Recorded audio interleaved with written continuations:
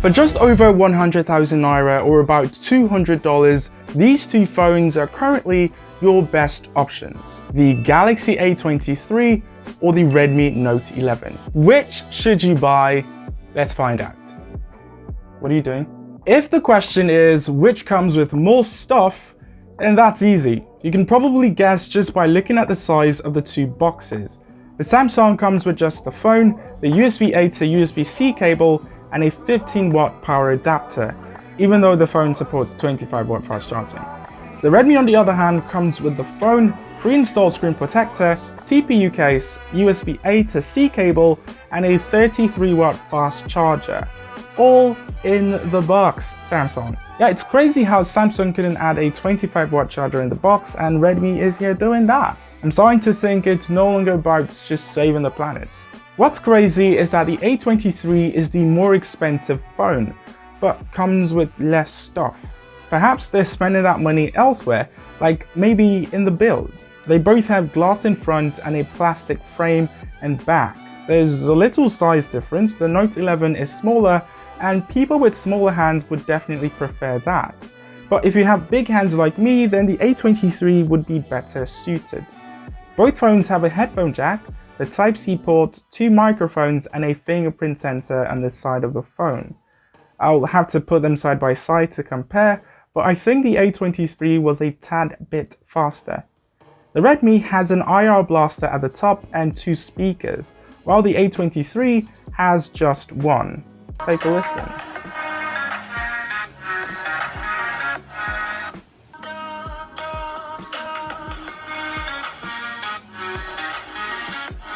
I think the winner is obvious. And for expandable storage, we do get a slot for that, and they both can hold two SIMs and an SD card. That's nice. The Redmi comes with an IP53 rating for basic dust and water resistance, but I wouldn't rely on that too much. Please don't drop it in water. Design is subjective, but I think it's clear that the Note 11 looks and feels more premium. They both have plastic backs, but Redmi makes theirs look otherwise. I would say if you slap a cool looking case on both of them, I would pick the A23 instead, because it has a more expensive looking camera module. Might as well talk about the cameras now. They both have a 50 megapixel main camera, what looks like a better ultrawide on the Note 11, at least on paper, and then the 2 megapixel macro and depth sensors. For the main cameras, I think it all boils down to color. They both have different looks. I mean, if you look at these photos individually, you probably wouldn't have any issue with any. Sometimes I pick the Redmi and other times the Samsung, but I would say I lean towards the Redmi because it has this richness or pop in its color, if that makes sense. But I do prefer the A23's ultrawide because it actually looks like an ultrawide.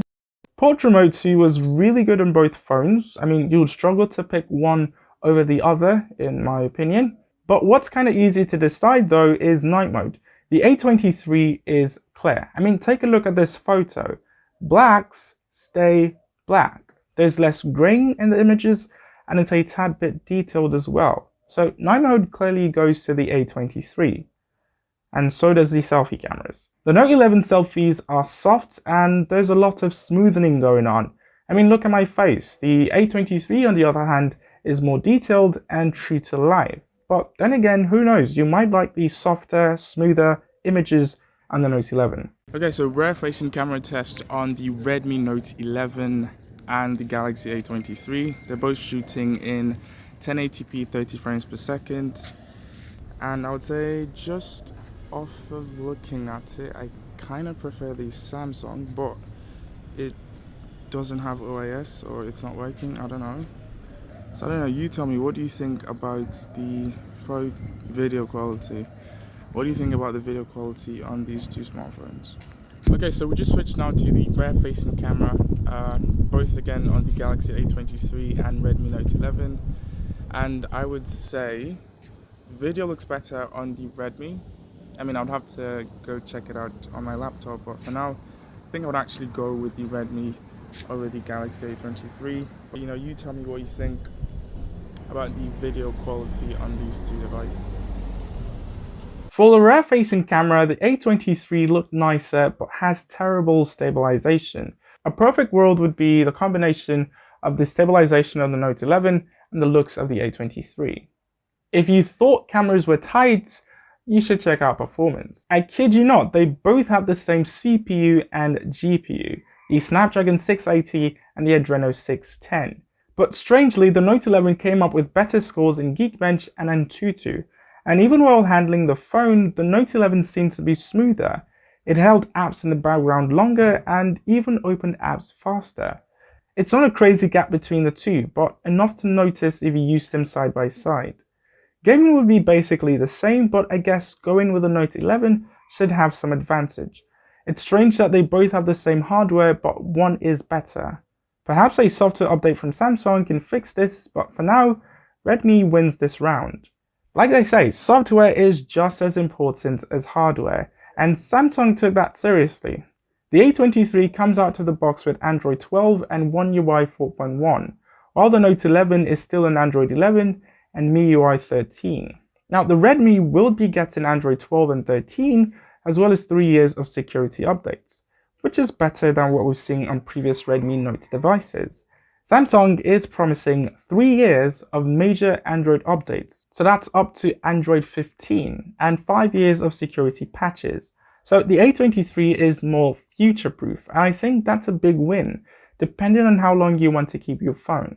But in terms of looks and customization, they're both really good. They're clean, they're definitely in my top 2 Android skins, but I will be leaning towards Samsung this time because it's the cleaner software. But the Redmi has ads baked into applications, which I don't like. I love the wallpapers on both phones. It really draws your attention to the display. And at first glance, you notice 2 things. 1, these are very similar displays, and 2, the hole punch cutout is way better than the teardrop notch. I thought the same thing too.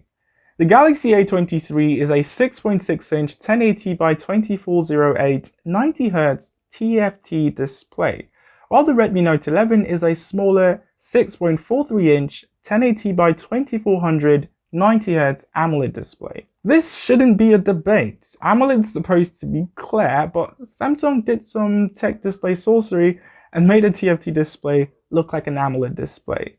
Sure, the Note 11 wins, and you can probably see it's better if they're placed side by side, but it's really impressive what Samsung did here.